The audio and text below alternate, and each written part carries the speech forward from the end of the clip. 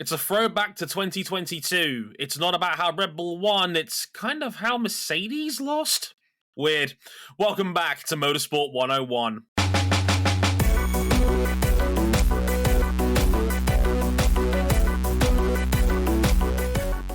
It's been a long time since we've been able to say that. It's been a long time since we've been able to say, hey, what's that rain coming down for? Well, hey guys, welcome to episode 523 of Motorsport 101. I'm your friendly neighborhood host, Trey Harrison. Glad you could join us for another edition of the show. Hope you guys are having a good one, a good Le Mans week, shall we say? Because, we got a big one with the 92nd run-in of the 24 Hours of Le Mans coming up this weekend, and we will have a full preview of that in our next episode right before the off as well. But in the meantime, here is our Canadian Grand Prix review. A genuinely great race. Like, I think comfortably the best F1 race of 2024 by a country mile. Compared to Monaco. Oh, man. This was 1,000 times better. Desperately needed to wash the taste out of that new fresh hell of a zero-stop Monaco out of our mouths. Just you saying zero-stop Monaco is just like nightmare fuel for me. It's like all the birds have stopped singing. It's dark outside. There's a chill in the air. Thankfully, we don't have to talk about that race ever. Yeah, maybe for the Golden Cock end of the year. Maybe. We have to wait and see how the nominations go down for that one. But yes, that's Cam Buckley. It's just Cam for the next two episodes because RJ is actually at Le Mans this weekend doing actual journalism work for Daily Sports Car. Yeah, look at him having an actual journalism job. So incredibly proud of you, RJ. Enjoy every minute of it. I know I will from afar, regardless of how terrible or great things go for my picked, chosen cars.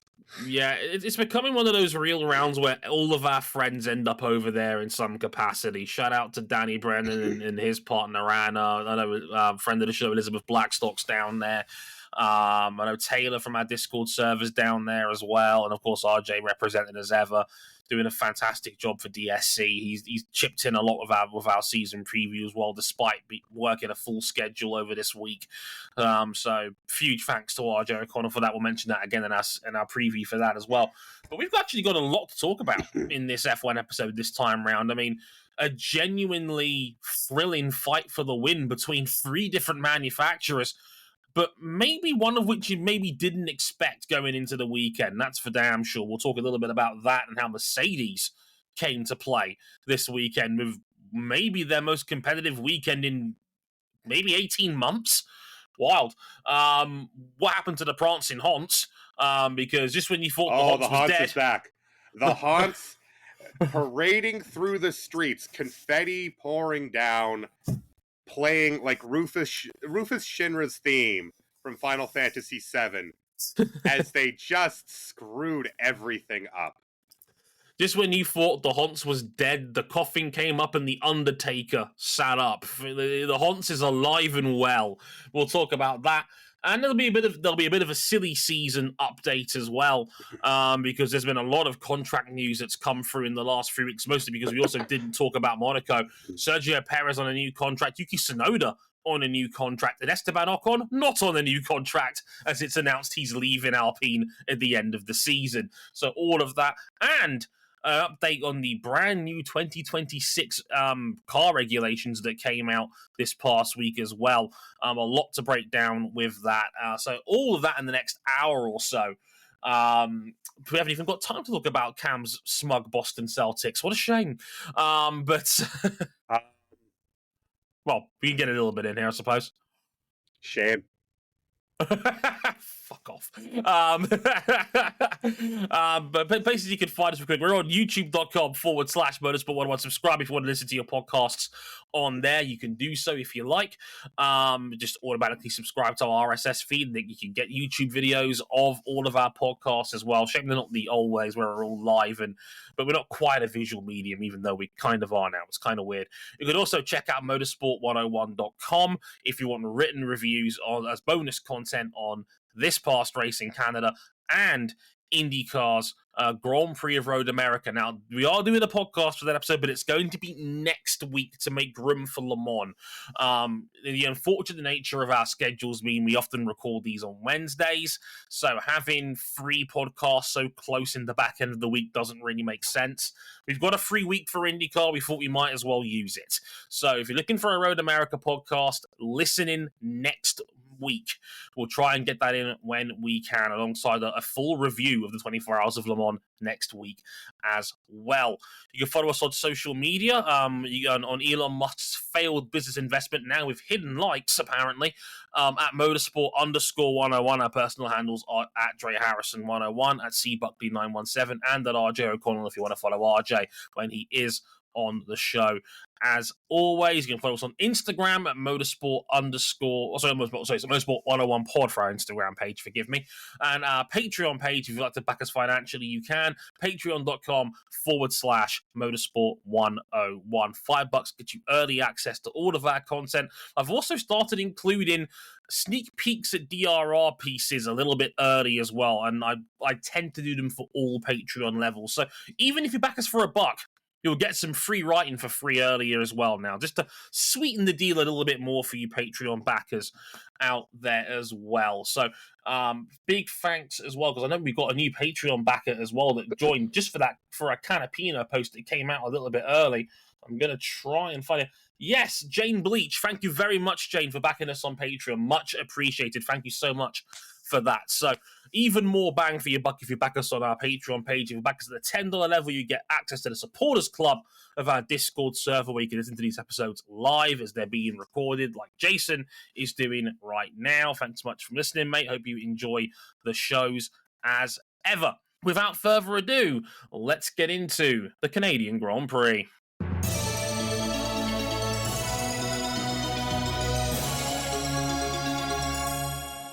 As it so often is in Montreal, it was a race of changeable conditions, as a late shower just before the start of the race led to the rare wet standing start.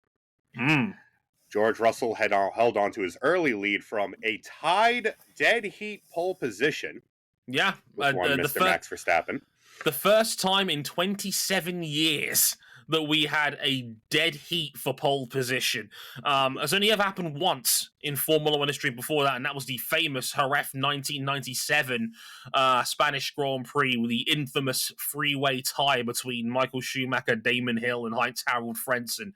So this is the 1110th Grand Prix weekend, only the second ever tied pole position. Pretty cool. What was neat as well, it also came on a complete 112 dead, 0-0-0. Yeah. What are the chances of that ever happening again? Yeah, fun fact. Only that was also only the second ever pole position where the time was exact to 3 decimal places. Fantastic. It's only ever happened once before. Yeah, I asked. Shout out to Sundaram from the F1 Stats Guru who sent me that one, by the way. Much appreciated, Sundaram. Does great work with the race and a bunch of other places, as well. The Inside Line podcast. So shout out to Sundaram. Wanted to give him a mention. Yeah, those two chased each other into the distance right up until the point where they blew their intermediate tires off. Lando Norris caught, passed, and drove away from both of them with blistering pace until a Logan Sargent safety car forced the field back together again, with Norris falling indeed to the same thing that helped him win in Miami, falling back to third.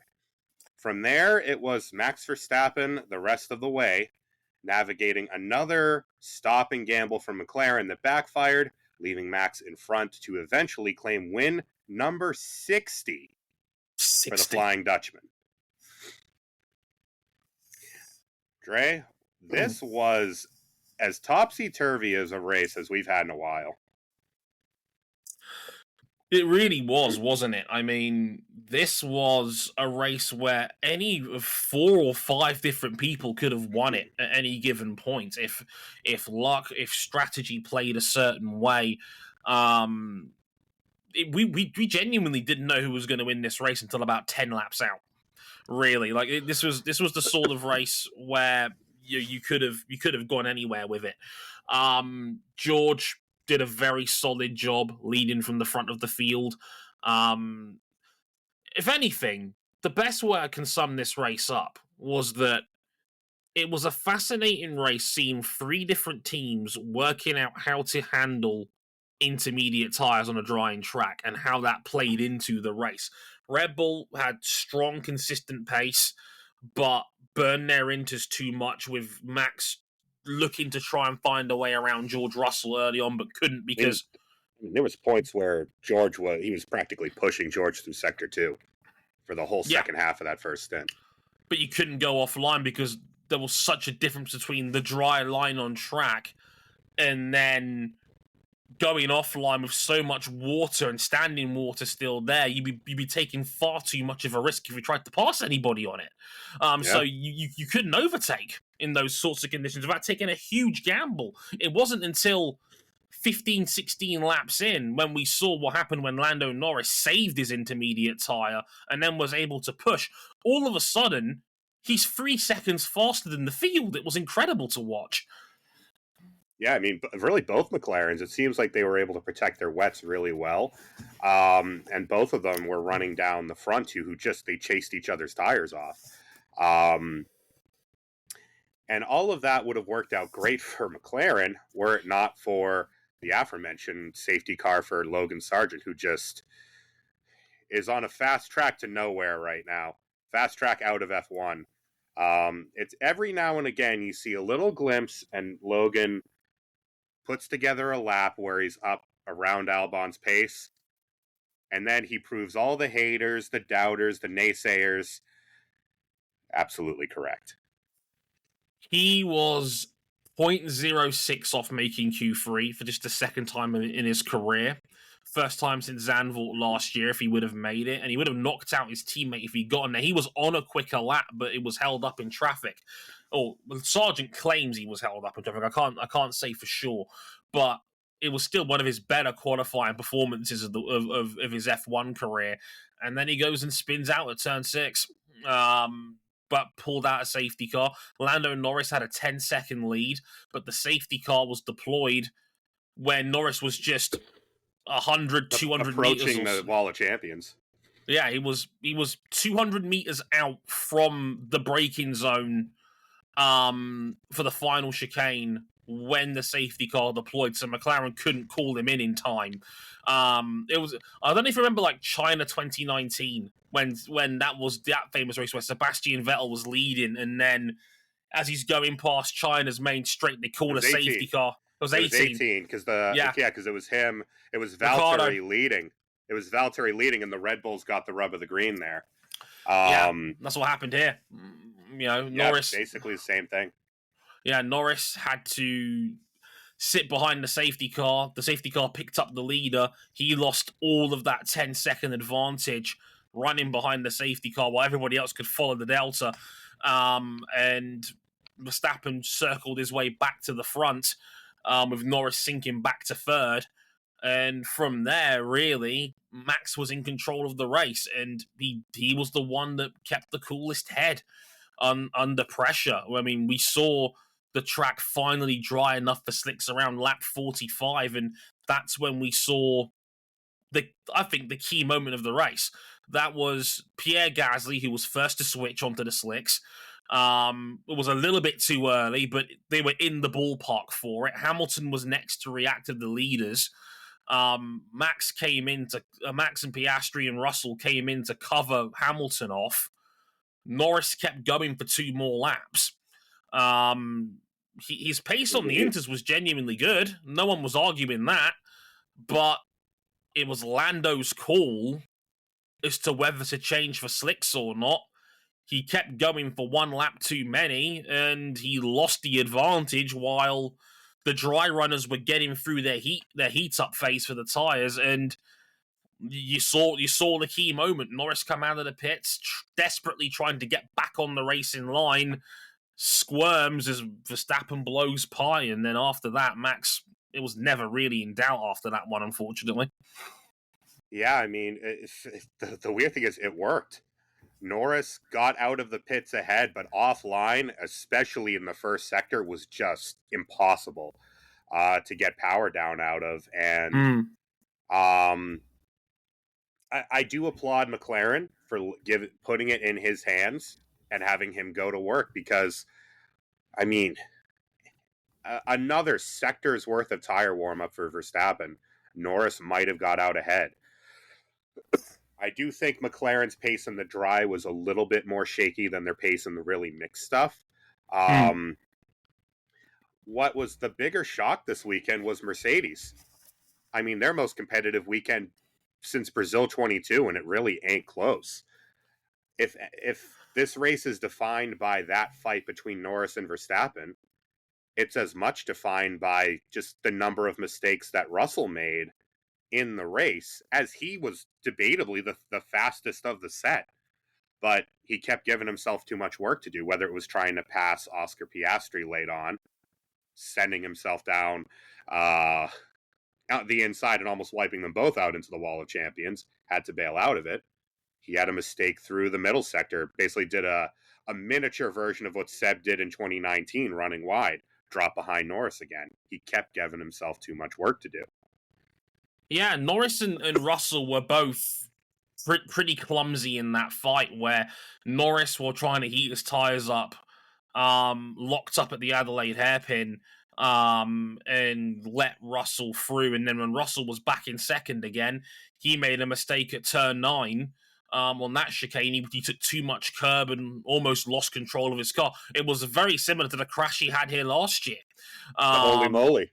The holy moly, as we call it now. And that's what opened the door for Norris to get back into second place again. I don't want to keep ragging this narrative drum about George Russell making mistakes under pressure, but this is another race where you feel like he may have left some extra points on the table, some extra performance on the table, if he hadn't made a couple of avoidable errors. It's like a game of tennis. You can't keep giving your opponent unforced errors. They will punish you eventually. And that's what happened here. And what have we said even last year? Times where the Red Bull is not mighty, and here it was competitive, but certainly not the dominant force. It has a very tough time with roll stiffness, this Red Bull, where excuse me, if it's a kind of a flat, smooth track where they can use their aero, they're gone. But if they have to really eat curbs to make lap time, they're not as strong. No. In this instance, if this is where McLaren and Mercedes are, because Mercedes brought a complete re-architecting of their front wing, and it seems to have helped their car a lot. Their drivers they have to step up to the occasion, because sorry to those on Twitter who would claim sabotage, but it's in the data. Lewis made a little mistake on his final lap in Q3 through the final chicane, cost him a couple tenths, is what it is. But that kind of defined his race from there. George, bunch of mistakes in the race. Norris, a couple little mistakes. Max made one big one early on, going off through turn 1 and 2. But in the second half of this race, he was just a metronome in the mixed conditions going into dry, and that is where the fuck it, we've got Max Verstappen meme is kind of legit, when he can just go out and punish you lap after lap, and you have to overexert yourself to try and keep up with it. Along with the fact that Red Bull judged pretty much every call this race, that operational excellence, pretty much right on the money. It's just too good a combination. I saw the lap times on that final 12-lap restart we had. Max set that critical first lap on the restart where he got 1.5 seconds in hand on Norris, and that point in the race was over. I looked at the times. Verstappen was consistently 3 or 4 tenths quicker than Lando Norris pretty much the rest of the way through in that race. And as we said, Red Bull got every call on the money, and then Max did what he needed to do at the front of the race. Once his mediums got going, no one could touch him. He's like dude, that final restart, that was like prime Sebastian Vettel-esque, where Seb would wind up on cold tires and just break out the paddle on everybody. I mean, by the end of that first lap, he was well over a second clear. pulled the safe gap. Little scare against the wall of champions with a couple laps to go. But once he was in control in that final stint, it never felt like anyone was going to get in range again. Because even with Russell's pace, again, just a couple of mistakes that set him back, when he did have the raw lap time to at least give Max something to think about. Yeah, like, again, props to McLaren and Mercedes. They're clearly a lot closer than they were this time last year, without this any time, question. 3-4 races ago. Absolutely. Like, the field is closer. Red Bull is there to be punished if they make mistakes, but they're not making mistakes right now. And Max's execution, once again, he kept the coolest head and he was brilliant when it mattered most. And yeah, Max joins another little club. He's not only just the third man in history to have 60 career wins, he's also only the third man in history to have 60 wins with one manufacturer. Only Michael Schumacher's, I think it's 72 wins with Ferrari, and Hamilton's 83 wins with Mercedes are higher up on that list. It's 50 wins for Max in his last 75 starts. Yeah, Two-thirds. It's a 2/3 hit rate and since the start of 21. It's just this punishing metronome that, although the Red Bull is not this, last year they could just BS a setup on the 19 and it wouldn't matter worth a damn because they would drive off into the distance. At least one of them would, and we'll get to the other one later because my God. But when it gets close, that is where the operational, just the bulletproof nature of Red Bull's pit wall, coupled to just how damn consistent Max is, that's what beats you. Mm-hmm. And what has happened now is that where Red Bull looked a little bit more vulnerable in the last couple of races, in the Drivers' Championship, Max has actually punched out a nearly 3-race lead now because he just ain't dropping points, and certain other entities on the grid are. This is the big problem if you're someone like Lando Norris. You might have the second best car in the field on paper, but if you're getting into fights with Ferrari and Mercedes now, you're all going to end up taking points off each other. And if Max keeps winning, it's going to hit that much harder over the course of a full season because Verstappen now has a 56-point lead in the Drivers' Championship again.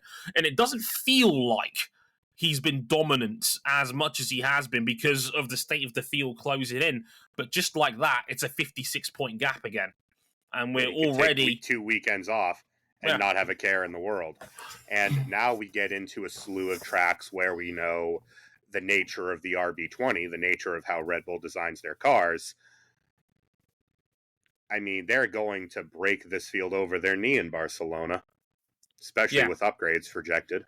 Barca is, we all know, the most staple F1 track we go to, a former test round. It's the most conventional track we go to. Then we've got their home round in Austria, a big power track. We got Silverstone, another big power and aero track coming up after that. These are all strong Red Bull tracks coming up in the very near future. So if Red Bull is going into what should be a stronger run of form for them in the next few weeks, the field's in trouble. They made the time to punish Red Bull was 2 rounds ago, and they've not really done enough. It's like Thanos all over again. You should have gone for the head, because right now you can't beat Max at the moment. And if you can't beat Max, what are we doing here?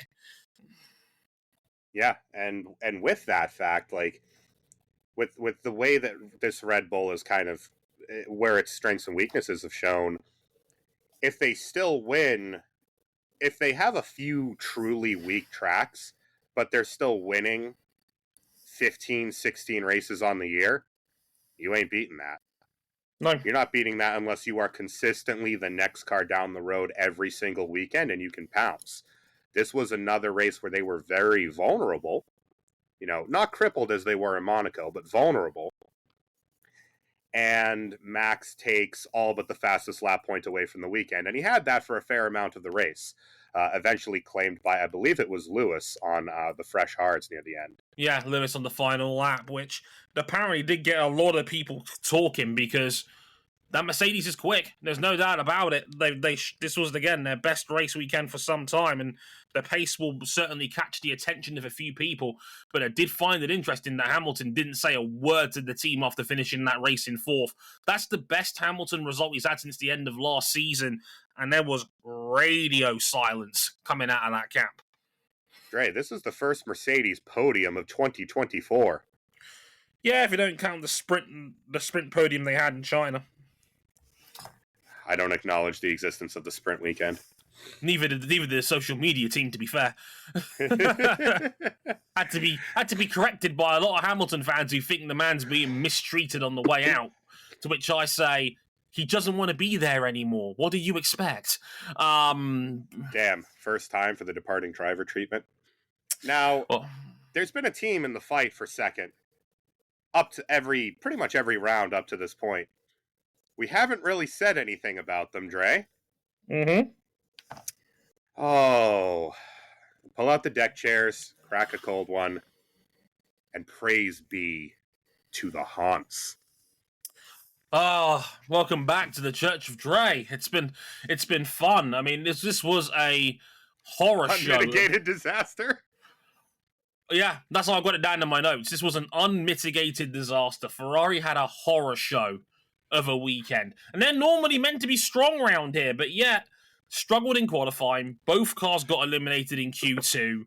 Tried to set their fastest time on used slicks. That did not work out at all for them.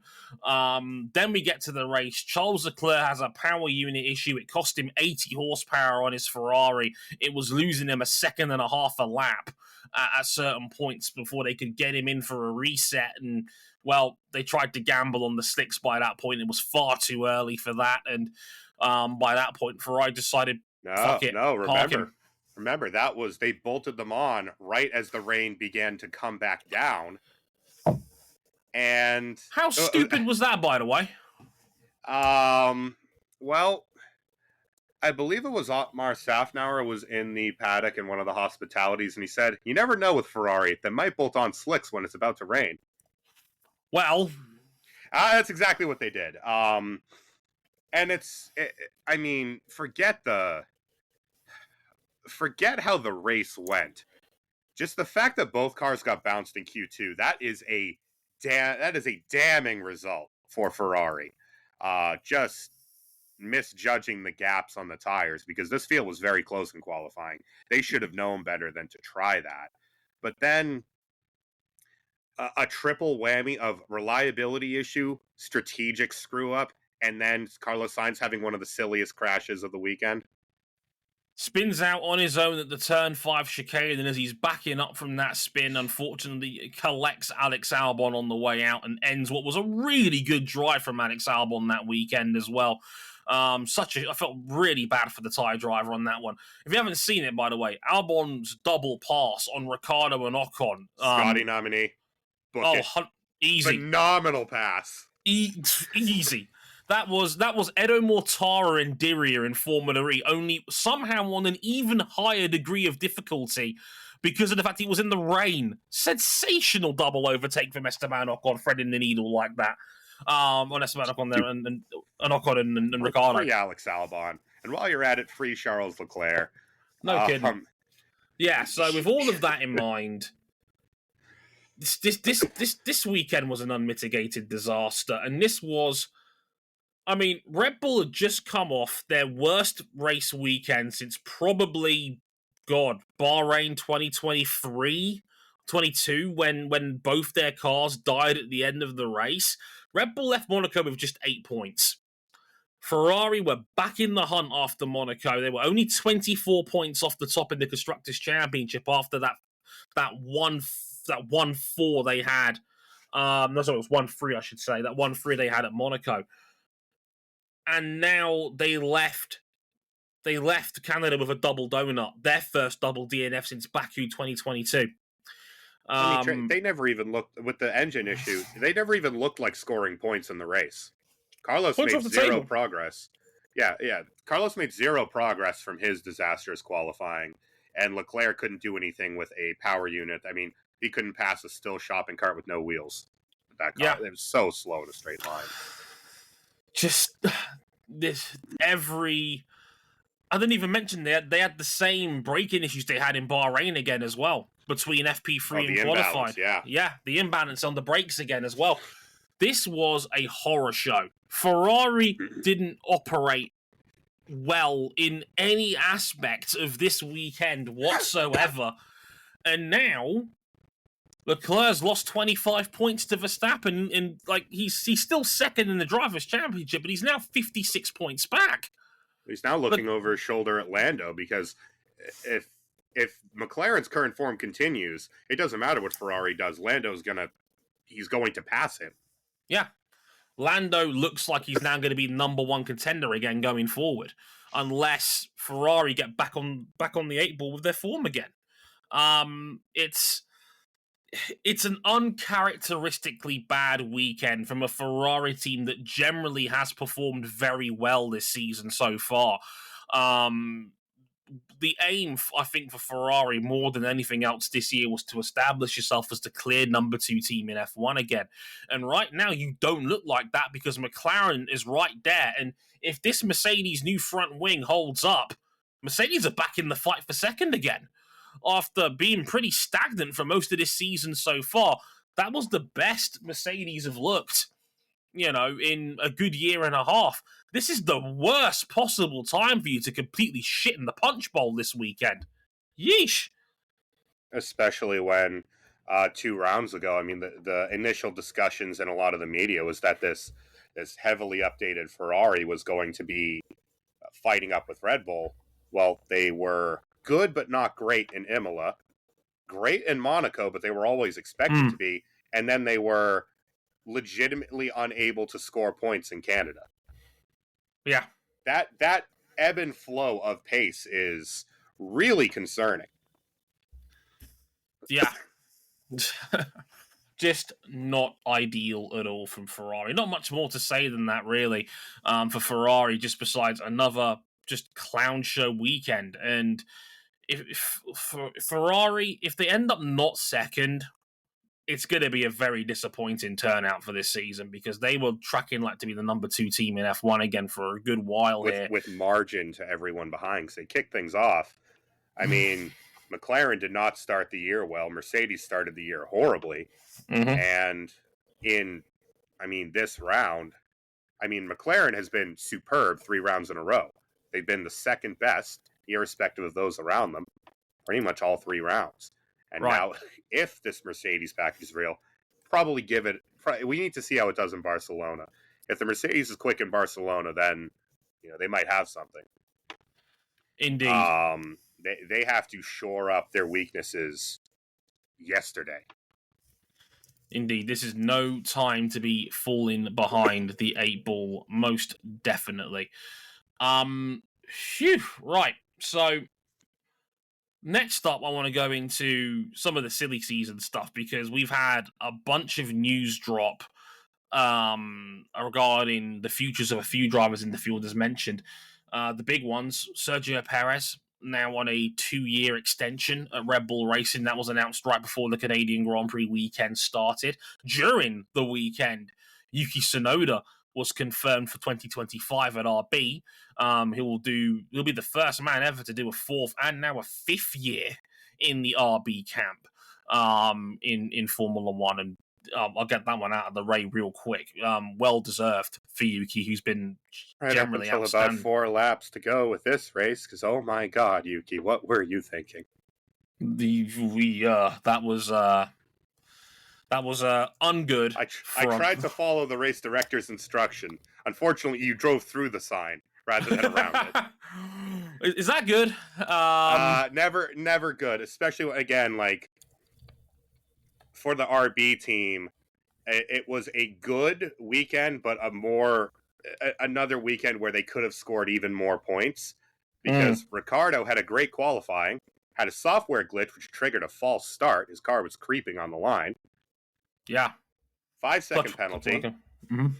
Yuki then has a great race up to the point where he drops it, boots it on the wet grass, spins around, and is out of the points.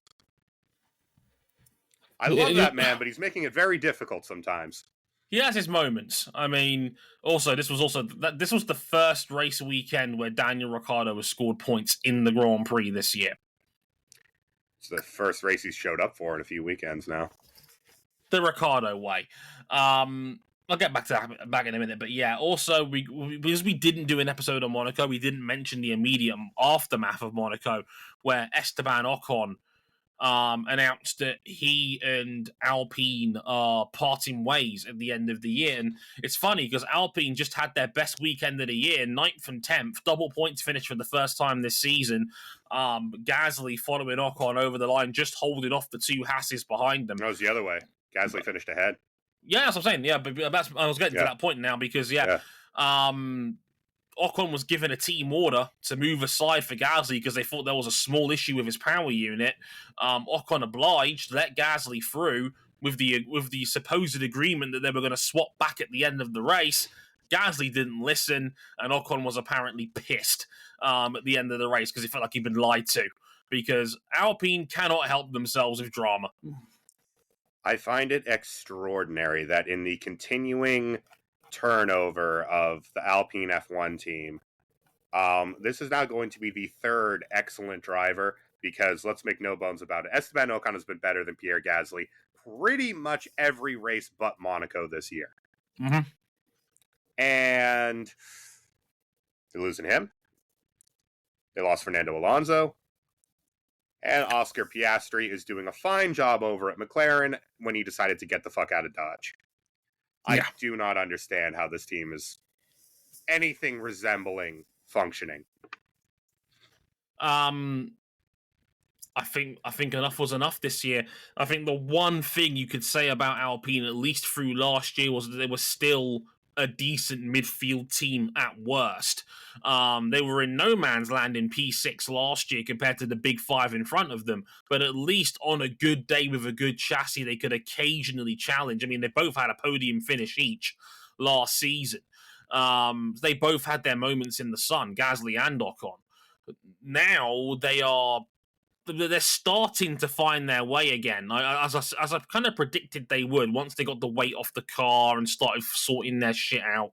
It looks like Alpine are a bit more competitive than what they were at the start of the year, which is a good thing, no question. But what I don't like about it is they're losing drivers at quite an alarming rate because people don't want to be there. Fernando Alonso would rather have taken a sidestep to go to Aston Martin, because at the time, it was a sidestep when he left there to go there in 2023. And Piastri... We didn't even mention an excellent weekend for them. Yeah. Still ahead of Alpine. Yeah. Yeah, still ahead of them now, even with Aston Martin's niggles of their own. They're still a far better team than Alpine are at the moment. The same with Piastri, who embarrassed the team at how bad they were and how you think their contracts would be watertight, and it turns out they just weren't, and they let Piastri go. Trey, the contract had expired. Yeah, they didn't even give it a second thought. They just assumed, we could just plug Piastri in and we'll be fine. And turns out they gave him a dead contract to hold on to. And Piastri went and humiliated them like that, and deservedly so. And Piastri's been excellent at McLaren since then. This is a messy team. This is a team that has organisationally been through the ringer. We've mocked them on numerous occasions. I think it would actually be a bigger story how much Alpine is a car crash if it wasn't for bigger and other tumultuous stories that have happened around them as the sport has trundled on for the last couple of years, because right now they're shit in the breadbasket. They're fighting Williams for P8 right now, which is just they're a backmarker team. They're a backmarker, and they're a works team. Yeah, it's not good enough. It is objectively not good enough right now, and I mean, speculating about their future, it seems Jack Doohan is the favourite. They'll just plug him in from the academy. Alpine might actually promote a driver from their academy for the first time since Grosjean? In 2011? Long-haired Romain Grosjean can't hurt you. Long-haired Romain Grosjean. They promoted him and then they dropped him back in 09. Yeah. Like, I just don't understand what the end game is for this team, because if it was a case of Alpine not caring, they wouldn't be shifting people in and out of roles constantly. It just feels like they don't know what to do. And like, if you were looking for a works program to latch onto for 2026 when the new regs come around, would anyone pick Alpine? There's no stability. There's no structure to build upon, because you don't know who your designers and drivers and staff are going to be come 26. They could have a completely different set of staff at the top of that team. We just don't know. But that's how bad their turnover has been since returning to F1 as a fact. Really, since the departure of Cyril, it's just been a constant revolving door of drivers, staff, team, designers, everyone. Well, Bruno Fernand's their fourth team boss in the last 5 years. I forgot until I had to Google it that Marcin Budkowski was once team principal of this team. Doesn't feel like, because he was there for such a short amount of time. He was only there for like a year. And, they've had Cyril. Marco Mattiacci Ferrari arc. Yeah. They've had Cyril. They've had Bruno Fernand was bumped up from being their engine guy into interim team boss to actual team boss. And then you look at the other list of casualties like Alan Permain, Otmar Zafnauer, Pat Fry's gone.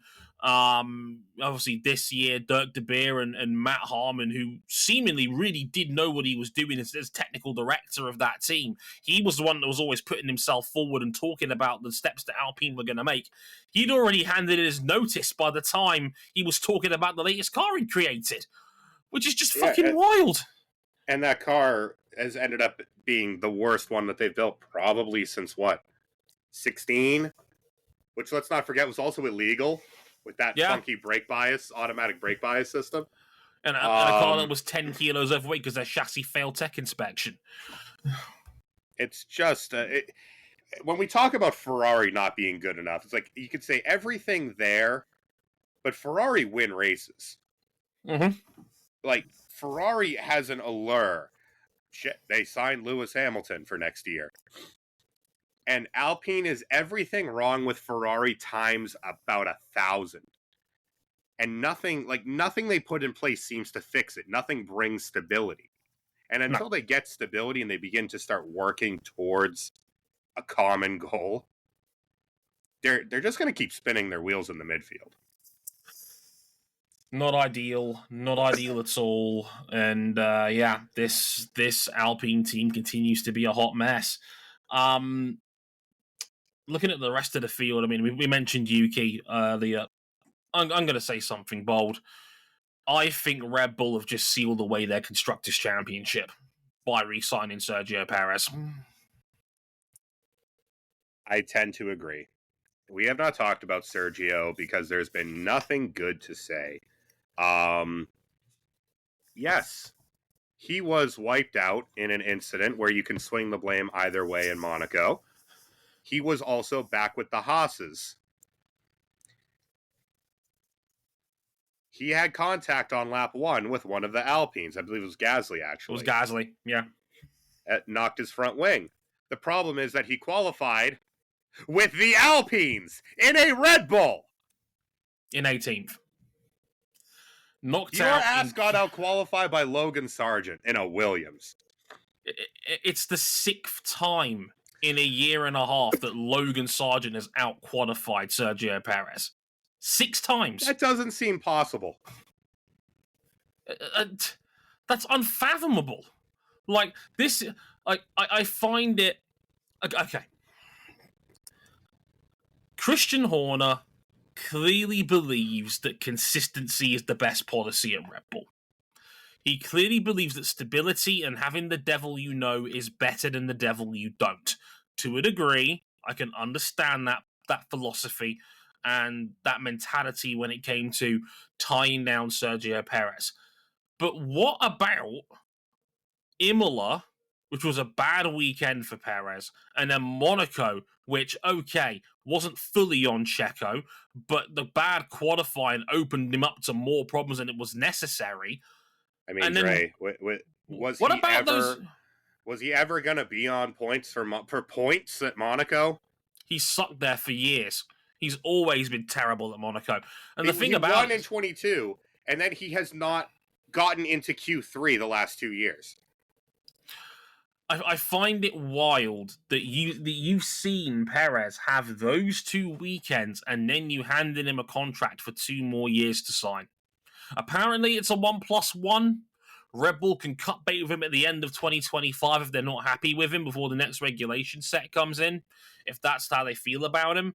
But even so, did the last 2 weekends not make you stop and reconsider?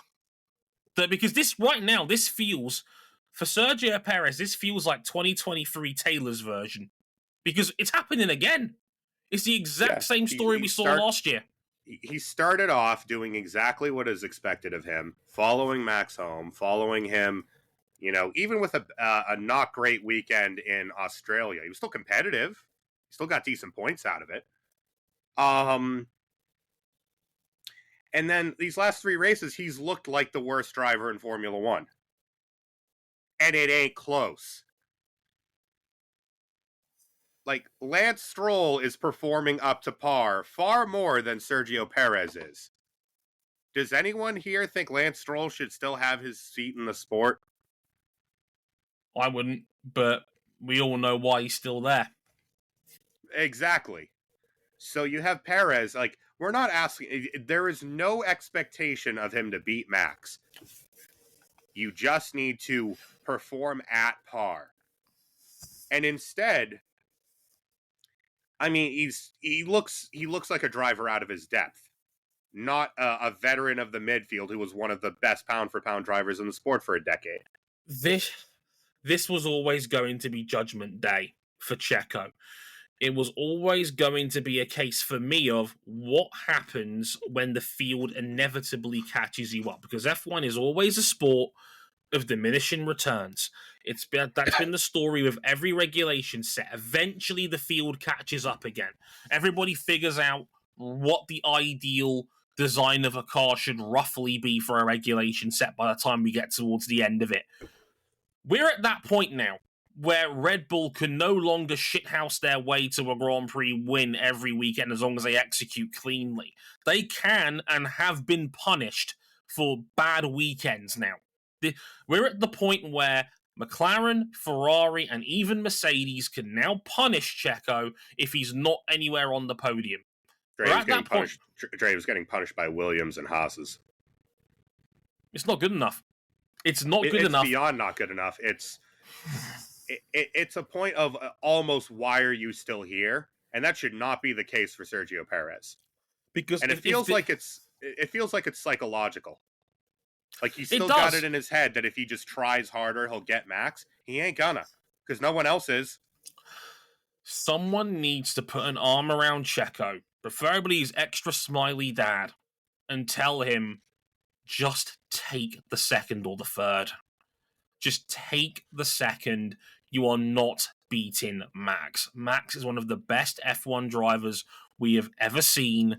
You are not him. It is not your team. It is his team. You are not a title contender. Just get the car home and take the second or third. If he's finishing second or third every week, fine. No one's going to complain about that. If he's finishing top 6, Red Bull still wins the Constructors' Championship relatively comfortably, with races in hand. He's not even scoring points now. You're opening the door for McLaren and Ferrari to stay alive in the Constructors, because if this season shakes out like the last 3 or 4 races have, Max ain't winning 19 Grand Prix this year. It might only be 13, 14, and that might just be enough to open the door for McLaren and Ferrari to stay in the range of the Constructors' Championship. He's the only Red Bull scoring. Yeah. Max can only score 26 points, 30 or 34 if it's a sprint weekend. There's only so many points he can score on his own every weekend. Mathematically, eventually having 2 dogs in the fight will overwhelm you. No matter how good you are. I cannot... It is inhuman to expect Max in this current sporting environment to win 18, 19 Grand Prix, because he won't the way the season's going. The rest of the field is too close. He will be punished every once in a while. And that's okay, because Max is still more than good enough to win this championship on his own, drivers-wise. Constructors-wise, he's going to get beaten if this keeps up. Yeah, and on current form, I mean, again, if there is one, what does it say about the gap between these two?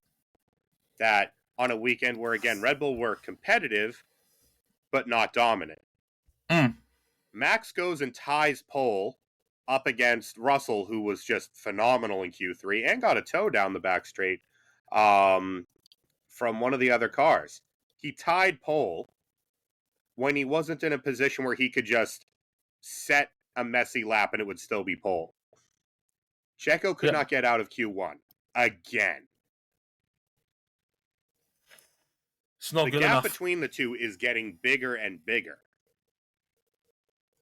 It's just not good enough, and it's going to cost Red Bull dearly. If Perez already cost his team a Constructors' Championship in 2021, if he keeps this up, he's going to do it again. And, you know, maybe Red Bull just don't care about the Constructors. I hope they do, because that's the one that pays the bills. That's the one that, you know, shows up on the balance sheet. But I wonder if they've just gone all in on prioritizing Max and just thought, well, fuck the Constructors. You know, we're going to finish top two with that no matter what happens. Let's just keep Checo so we have a better chance of keeping Max in the long term, because I just don't get this signing. I don't see what the long-term gain is. Perez is not him. He just hasn't been him, and he's not good enough to be the 10 to 15 podium guy you need him to be right now. He had 6 last year. That's not good enough. You need him to be 2018, 2019 Bottas. Instead, he's being the worst of 2020 Bottas. And Bottas wasn't this bad in 20. No.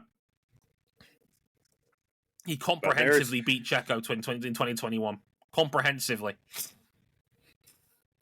I actually, like, it's almost unfathomable to see one car. I mean, let's call it what it is. The Red Bull has still won every race this year, but 3. Mm-hmm. And one of those had fairly major mitigating. 2 of them really had mitigating circumstances: the brake fire and then the floor damage. But the other one unable to score.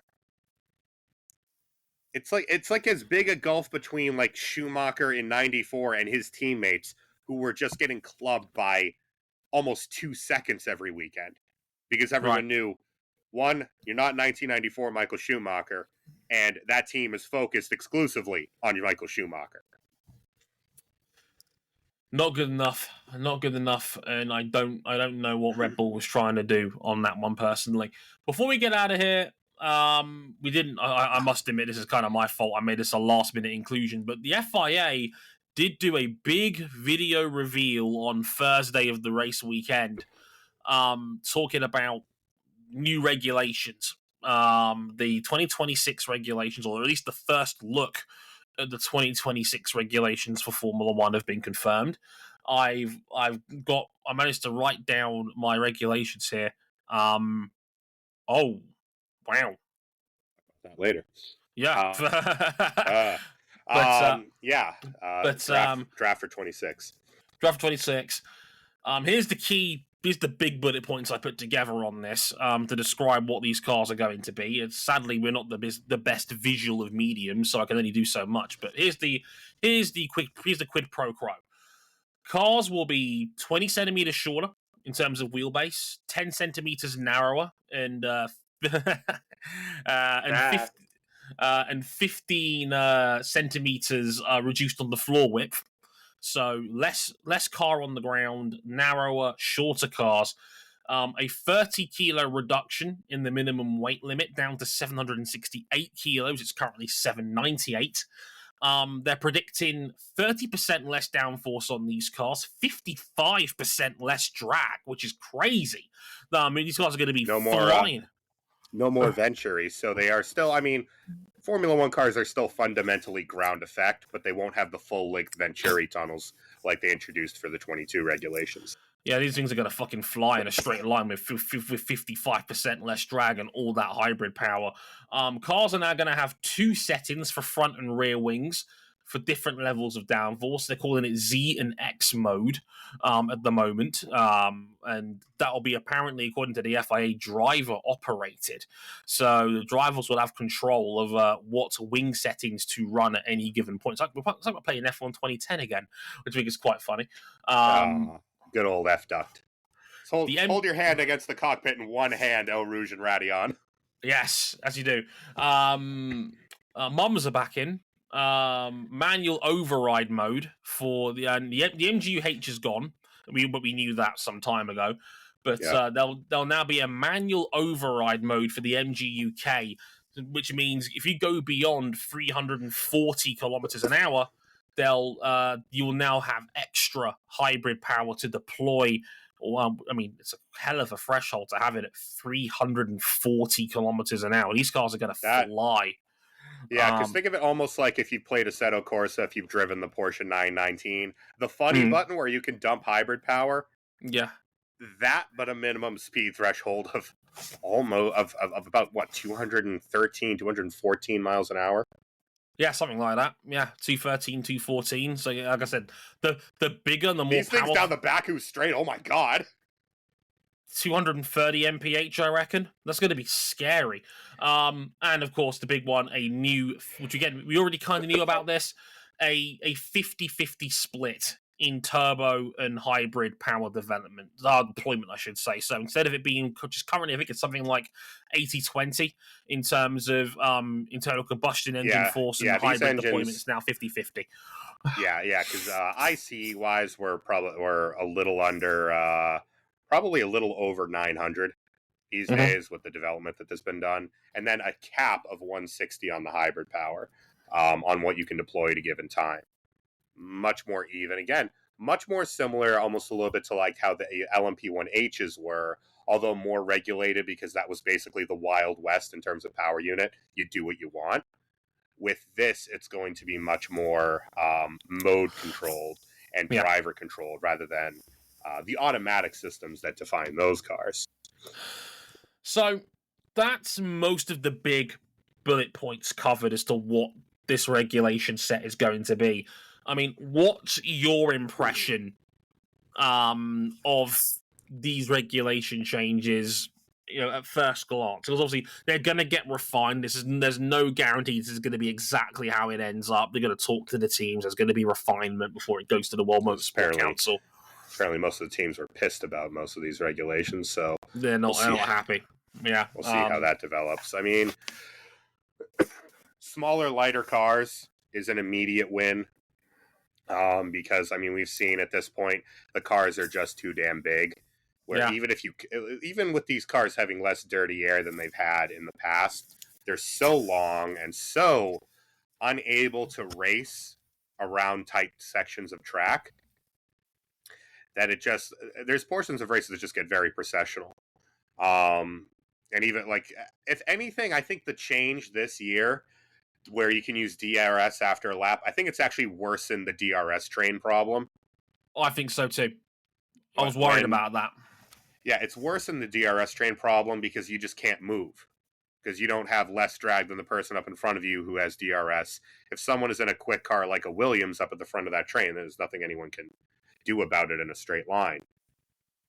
I like the fact that the cars are smaller. I think the active aero is pretty neat. I need to see how it's implemented. It feels like a lot of these regulations for the car are built around, obviously, the new power units, the fact that they're going to be coasting on ICE power for a certain part of that straight.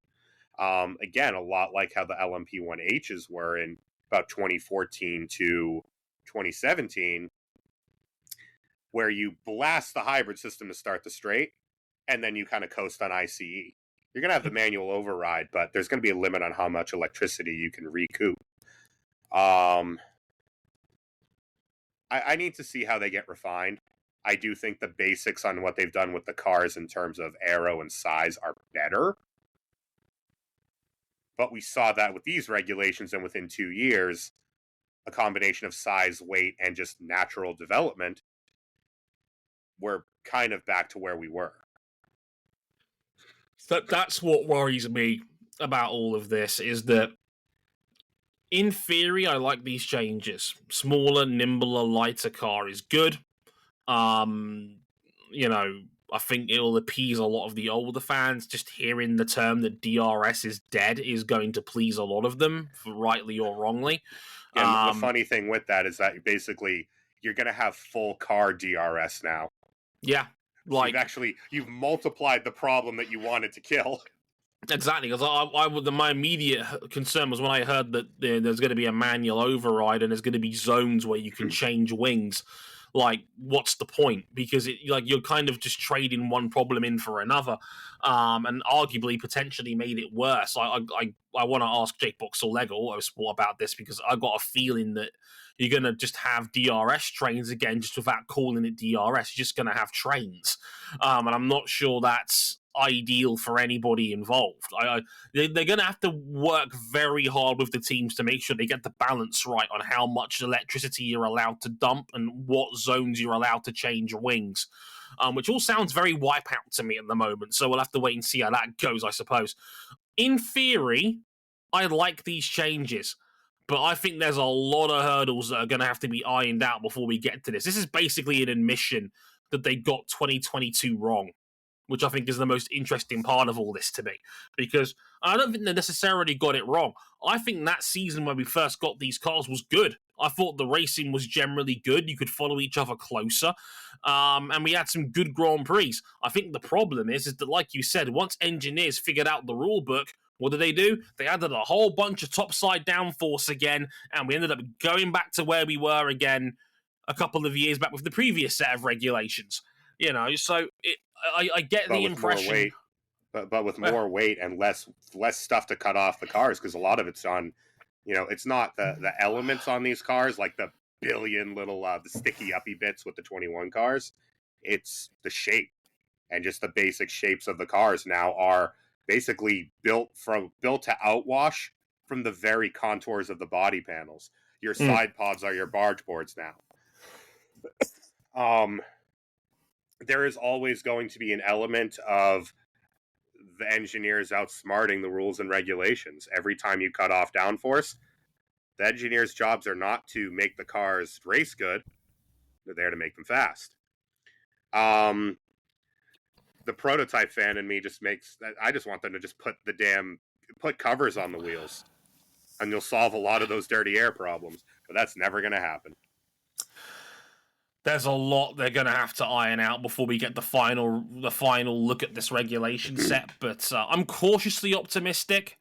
But I think some of the more tighter nuances are going to be worrying. It's not a good sign when the teams are pretty uniformed in their stance of not liking this. I know Andrea Stella was one of the more vocal ones, saying these cars are too fast in a straight line and then too slow in the corners, which... Okay, I don't know how that's going to play into racing, but we'll have to wait and see. And I think, if anything, I think that aspect of it will probably help the racing. But at the same time, what have we said before about the convergence?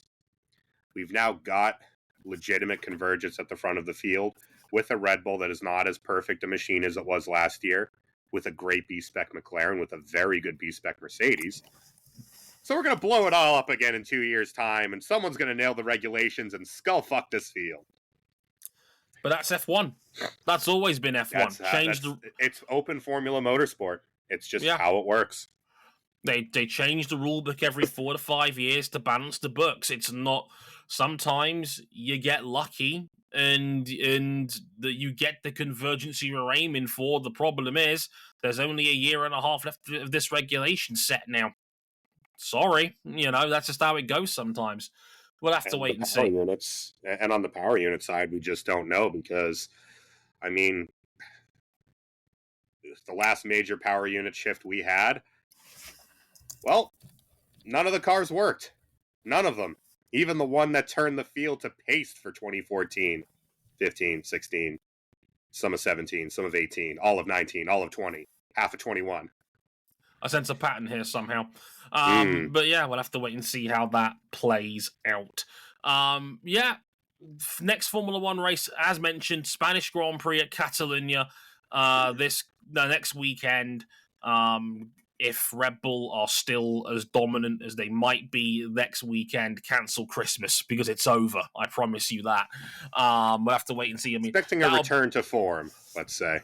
I think so too. I think I think that will be the real test of this field and where they're at that point in time. If Red Bull goes to Catalunya like last year when Max had half a second on the field, it is donezo out here in this town. I think we'll really see where the field is at, relatively speaking. Good tire wear test, big test of power, big test of aerodynamics. Best track in the world. Yep.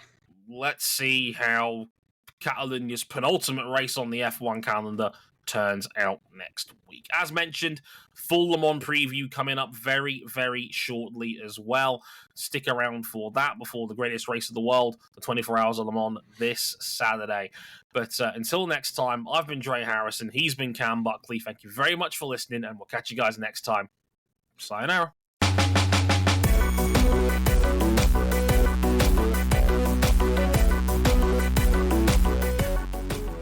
Even when you think we can beat this guy, we just can't beat this guy.